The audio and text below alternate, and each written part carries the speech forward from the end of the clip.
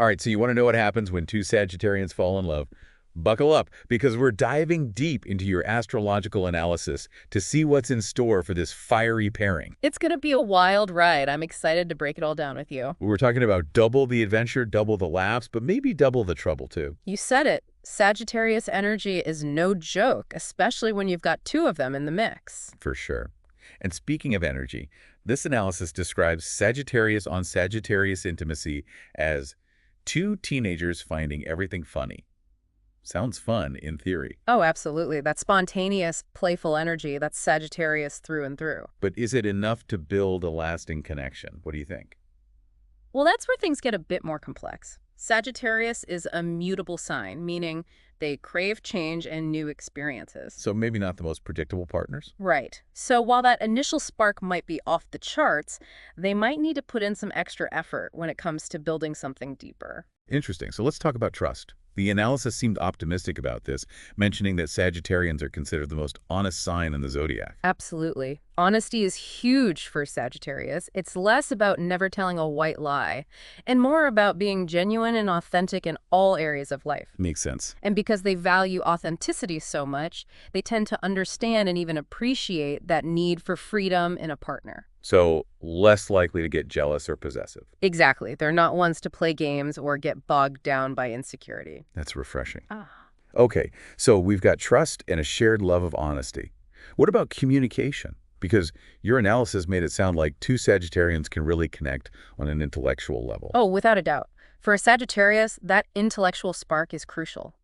They're energized by debate, by challenging each other's perspectives. And by constantly learning and growing, both individually and together. Precisely. They bring out each other's passions and encourage each other to think bigger. It's pretty amazing to witness. Sounds pretty ideal so far. But let's address the elephant in the room, the stereotype of Sagittarians being unemotional. Your analysis hinted at a different perspective, though.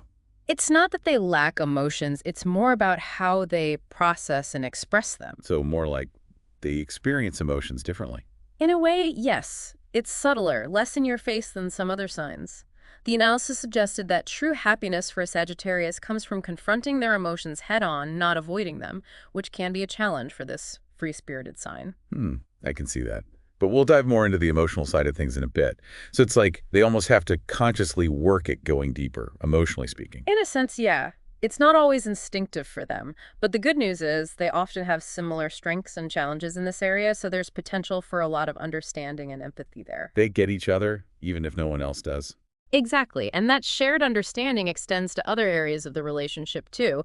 Like when it comes to handling disagreements, the analysis said that Sagittarius couples are actually really good at finding common ground. Which makes sense, right? They're both wired for optimism and tend to see the bigger picture. Right, they don't sweat the small stuff, and they're always looking for the silver lining. They're both pretty adaptable too, which helps. Okay, so they're optimistic, adaptable, and they value their freedom. But what about actually doing things together? Because let's be real, sometimes getting two free spirits on the same page can feel next to impossible. What does the analysis say about that? Well, it specifically called out travel as being ideal for Sagittarius couples. Makes total sense, feeding that need for exploration and adventure, right? Exactly. They both crave new experiences and expanding their horizons. Traveling together just naturally aligns with their shared values. Plus, it's a chance to create amazing memories together. Sounds pretty idyllic. But I do remember the analysis also mentioning that actually pinning down two Sagittarians to make those travel plans can be a bit of a challenge. It's like, how do you synchronize two free spirits who are constantly following their own whims? That's where things get interesting, right? Because spontaneity is fun, but even a little bit of planning and communication can go a long way in avoiding frustration down the line. Otherwise, you end up having that argument in the middle of the airport because no one packed the right shoes. Or worse, booked a return ticket.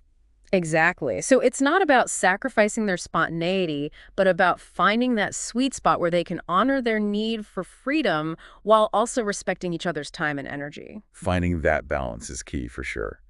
But, it's not just about grand adventures and exotic vacations. It's about respecting each other's need for space and independence, even in the day-to-day. Absolutely. Giving each other the freedom to pursue their passions, to have their own interests and social circles. It's about creating a dynamic where both partners feel supported and encouraged to be their most authentic selves. Because ultimately, that's what allows love to really flourish. Right. It is. And I think that's something that two Sagittarians, more than perhaps any other sign, can truly understand and appreciate about each other. That deep need to live life on their own terms, while also having someone special to share it all with. Someone who gets it, who doesn't try to clip their wings or hold them back. Exactly. And someone who's not afraid to embrace the unknown, to say yes to adventure, and to keep things interesting. It's giving. Spontaneous road trips, last-minute concert tickets, and maybe even the occasional impulsive tattoo. You said it. It's about living life to the fullest, together. But as with any relationship, there are always two sides to every coin.